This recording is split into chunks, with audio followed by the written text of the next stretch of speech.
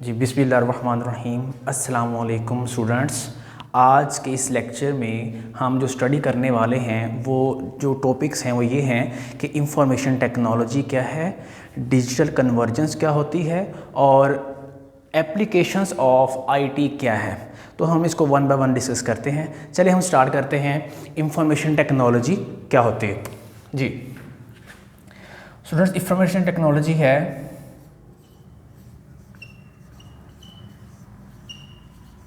technology that combines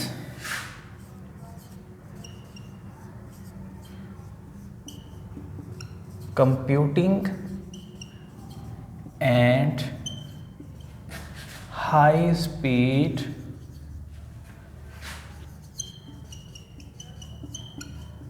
communication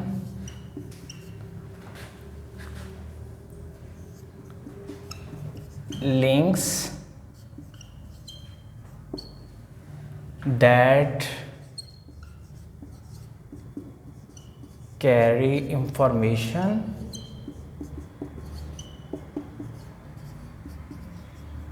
in form of sound, pictures, text, etc. from one place to another place। जी students, technology, information technology क्या है? Information technology है technology that combines computing and high speed communication links that carry information in form of sound, pictures, text, etc. from one place to another place। Information technology क्या है students? Information technology है कि ऐसी technology जो दो चीज़ों को combine करती है। जैसे कि हमारे पास फर्स्ट वन है कंप्यूटिंग एंड सेकंड वन है कम्युनिकेशन लिंक्स। इसका मतलब ये है कि कंप्यूटिंग कहते हैं कैलकुलेशंस को। अब जो हमारे पास टावर्स होते हैं इन पे कैलकुलेशंस होती हैं जिनकी वजह से जो है वो डाटा को, इंफॉर्मेशन को कैरी किया जाता है। वो इंफॉर्मेशन किस फॉर्म में हो सकती है? वो साउंड की फॉर्म में हो सकती है, पिक्चर्स की फॉर्म में हो सकती है, टेक्स्ट की फॉर्म में हो सकती है, वीडियो की फॉर्म में हो सकती है या किसी भी दूसरी फॉर्म में हो सकती है। अब सिंपल जब हम एक लाइन के अंदर अगर इस डेफिनेशन को डिफाइन करने की कोशिश करें तो ये है कि टेक्नोलॉजी जिसके ज़रिए हम एक जगह से दूसरी जगह इंफॉर्मेशन सेंड करते हैं। यहाँ पे मैंने जो डेफिनेशन लिखी ये डिटेल डेफिनेशन है। अगर हम सिंपल इसको जो है वो करने की कोशिश करें तो मैंने अभी आपसे डिस्कस किया है कि ऐसी टेक्नोलॉजी जिसकी मदद से हम इंफॉर्मेशन को एक जगह से दूसरी जगह जो है वो सेंड करते हैं। तो ये हमारे पास है इंफॉर्मेशन टेक्नोलॉजी। अब स्टूडेंट्स, इंफॉर्मेशन टेक्नोलॉजी ने जो है वो वर्ल्ड को ग्लोबल विलेज की तरह बना दिया है। अब ग्लोबल विलेज क्या है? जैसे एक गांव है, उसमें रहने वाले लोग जो हैं वो एक दूसरे को जानते हैं। अब टेक्नोलॉजी जब नहीं थी स्टूडेंट्स तो लोग आपस में कम्युनिकेशन करते थे तो बहुत मुश्किल से। अब जैसे कि हमारे पास ये है कि वो आपस में जो है वो लेटर्स के साथ कम्युनिकेशन करते थे। अब यहाँ पे क्या है? यहाँ पे इंटरनेट आ गया। तो इंटरनेट हम कह सकते हैं कि इंटरनेट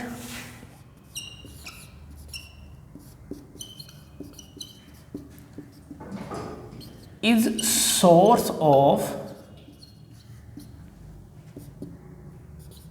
इंफॉर्मेशन टेक्नोलॉजी। जैसे आपको पता है कि अब इंटरनेट के ज़रिए ईमेल्स जो है वो हम अपनी कंट्री से डिफरेंट कंट्रीज़ में जो है वो सेंड कर सकते हैं विद इन कुछ मिनट्स। या सेकंड्स। अब ये हमारे पास जो है, मैंने जो लाइन यहाँ पे लिखी है, internet is source of information technology, तो ये हम कह सकते हैं कि इंटरनेट इसकी सबसे बेस्ट एग्जांपल बन सकती है जी। तो अब यहाँ पे हम ये कहते हैं कि इंफॉर्मेशन टेक्नोलॉजी जो है इसकी मदद से डिफरेंट इंडस्ट्रीज़ डिजिटल कन्वर्जेंस को भी फॉलो कर रही हैं। अब डिजिटल कन्वर्जेंस क्या है? Digital convergence student ji,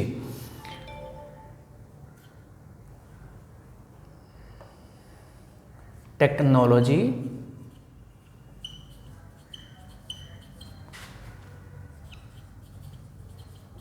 merger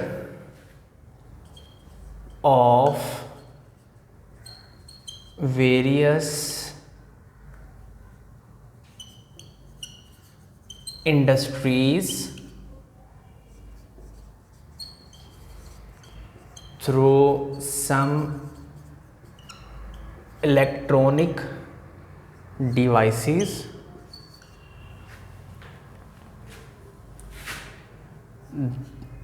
that exchange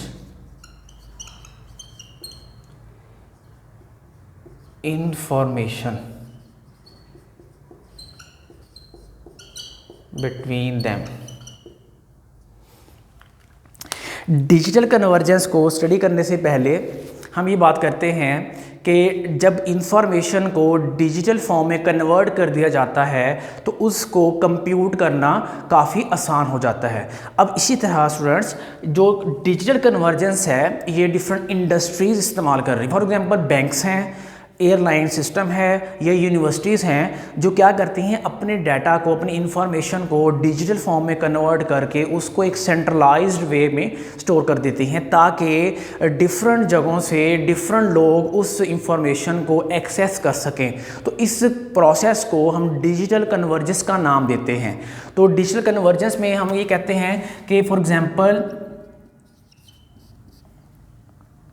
universities हैं,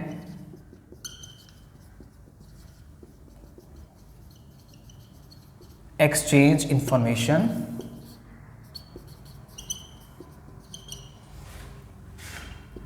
between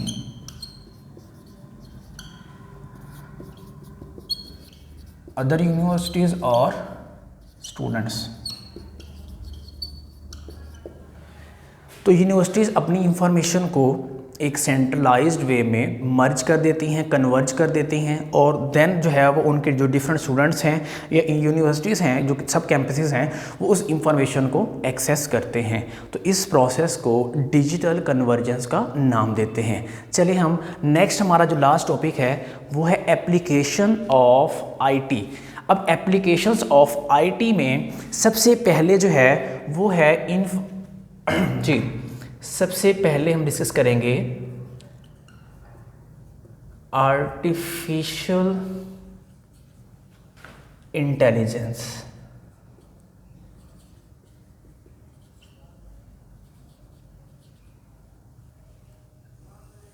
जी, सबसे पहले है आर्टिफिशियल इंटेलिजेंस। आर्टिफिशियल इंटेलिजेंस जो है ये एक जो है वो एप्लीकेशन है आईटी की, जो कि डिफरेंट डिवाइसेस बनाने में इस्तेमाल होती है, जो कि इंसानों की तरह काम करती हैं। रोज़मर्रा ज़िंदगी में आप लोग सुनते होंगे रोबोट्स का नाम, जो कि एक इंसान की तरह काम करता है। इसके अलावा और बहुत सारी एप्लीकेशंस हैं, जैसे हम बात करते हैं गूगल ट्रांसलेटर की या स्पीच रिकग्निशन की, वहाँ पे भी आर्टिफिशियल इंटेलिजेंस का कॉन्सेप्ट इस्तेमाल होता है। तो ये बात हमेशा आपने याद रखनी है कि artificial intelligence is just a concept that is used in various number of fields.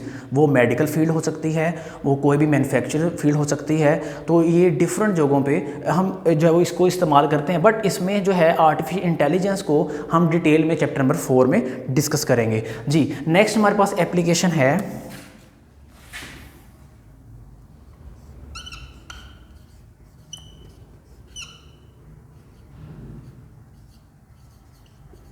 Web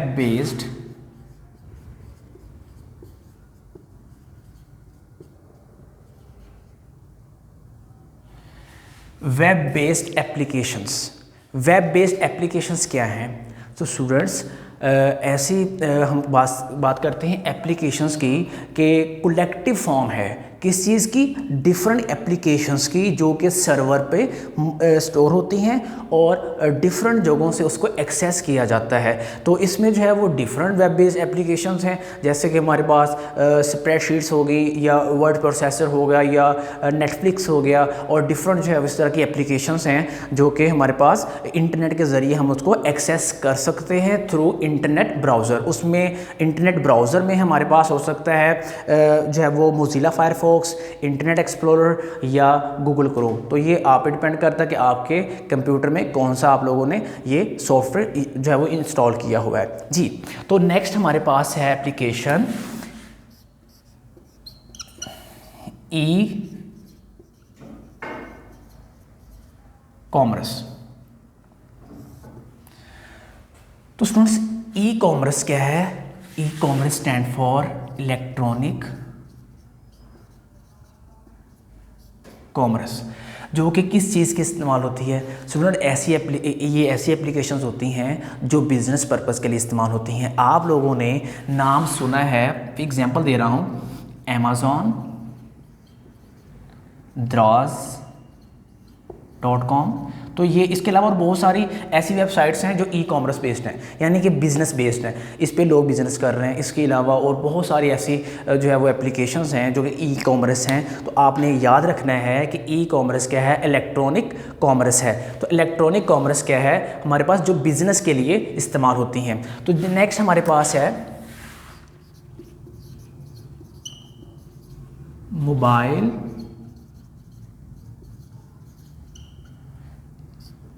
commerce.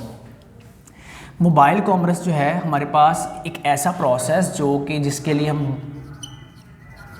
Buying goods and services through mobile,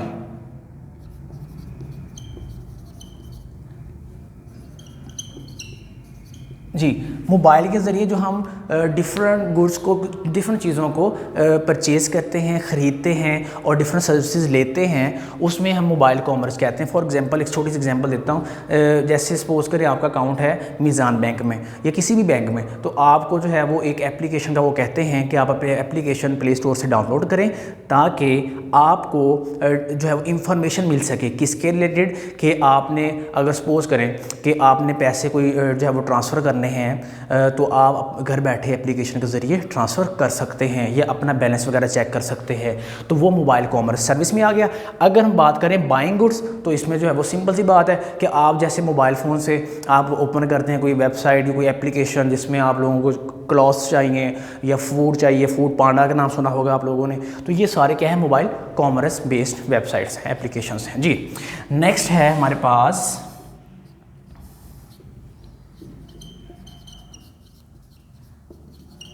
computer animation.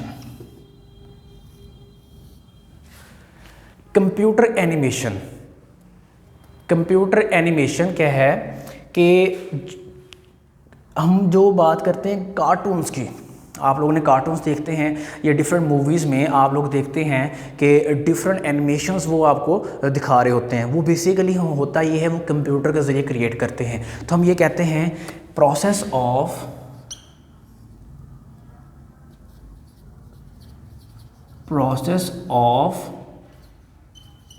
Creating moving images through computer, उसको कंप्यूटर एनिमेशन का नाम देते हैं।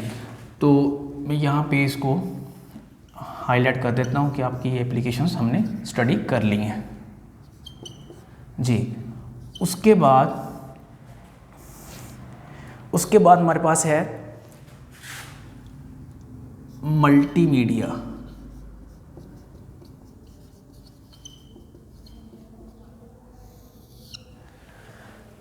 जी मैं ये आपको explain करता हूँ मल्टी का मतलब क्या होता है और मीडिया का मतलब क्या होता है। मार्कर जो है वो मैं के साथ जो है वो आपको एक्सप्लेन करता हूँ। तो ये मल्टी जो है स्टूडेंट, ये निकला मल्टीपल से, इसका मतलब होता है मोर। जो मीडिया है ये हमारे पास सॉफ्टवेयर भी हो सकता है और हार्डवेयर भी हो सकता है। इसका मतलब ये है मीडिया कि जो चीज़ कम्युनिकेशन में पार्टिसिपेट कर रही है या जिस चीज़ के ज़रिए हम कोई चीज़ रिप्रेजेंट कर रहे हैं उसको हम मीडिया का नाम देते हैं। और मल्टी जो है ये मोर है, एक से ज़्यादा चीज़ें हो सकती हैं। अब हमारे पास मल्टी मीडिया में क्या चीज़ आ सकती है कि जैसे हमारे पास वीडियोज़ होगी, पिक्चर्स और डिफरेंट चीज़ें हमारे पास में आ सकती हैं, ग्राफिक्स आ सकती हैं। तो इन सब की कम्बिनेशन को, कलेक्शन को जो कि हम रिप्रेजेंट करते हैं उसको हम मल्टी मीडिया का नाम देते हैं जी। उसके बाद लास्ट आपके पास एप्लीकेशन है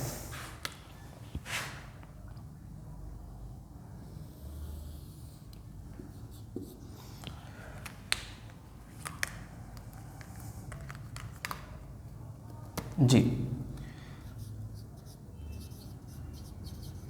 हाइपर मीडिया।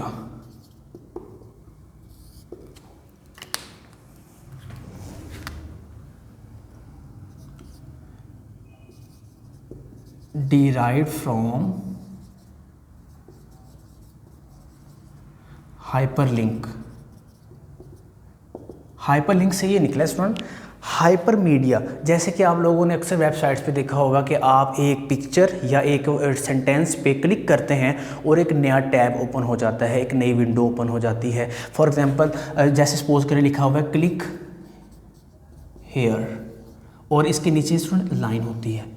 जब हम उसके ऊपर क्लिक करते हैं तो इसके कोई ना कोई लिंक होता है। इस चीज़ को कहते हैं हाइपर टेक्स्ट और इस चीज़ को कहते हैं हाइपर लिंक कि जो कि हम उसके ऊपर क्लिक करें तो कोई ना कोई स्पेसिफिक विंडो जो है जिसके अंदर हम इमेजेस डिस्प्ले करना चाहते हैं या हम कोई पिक्चर वगैरह डिस्प्ले करना चाहते हैं तो वो डिस्प्ले हो जाए। तो ये हमारे पास है इंफॉर्मेशन जो है वो टेक्नोलॉजी की डिफरेंट एप्लीकेशंस जो कि हमने आज स्टडी की है। तो स्टूडेंट लास्ट पे जो है वो एक थोड़ा सा हम इसको डिस्कस करते हैं, इसका रिव्यू वो ये है कि आज हमने डिस्कस किया इंफॉर्मेशन टेक्नोलॉजी, इसकी डेफिनेशन और डिजिटल कन्वर्जेंस क्या होती है और इसकी जो है वो हमने एग्जांपल देखी और एप्लीकेशंस ऑफ आईटी जिसमें हमने सबसे पहले artificial intelligence, web based application, e commerce, mobile commerce, computer animation, multimedia and hyper media हम लोगों ने डिस्कस किया। तो स्टूडेंट्स नेक्स्ट लेक्चर में हम लोग पढ़ेंगे सॉफ्टवेयर क्या होता है और उसकी डिफरेंट बेसिक टाइप्स क्या है। ठीक है जी, तो अपना ख्याल रखिएगा। अल्लाह हाफिज़।